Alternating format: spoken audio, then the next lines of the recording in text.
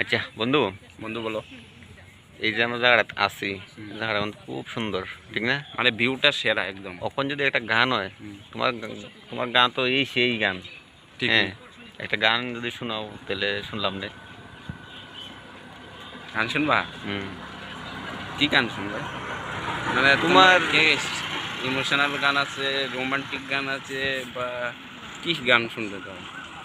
তোমার যেটা ভাল লাগে এই মনোরমের মধ্যে, এটাই আমার ভালো লাগবে। তুমি যেটা শুনবে আমার এটাই আমার কাছে ভালো লাগবে, কারণ তুমি আমার শোনাইতেছো লিগা।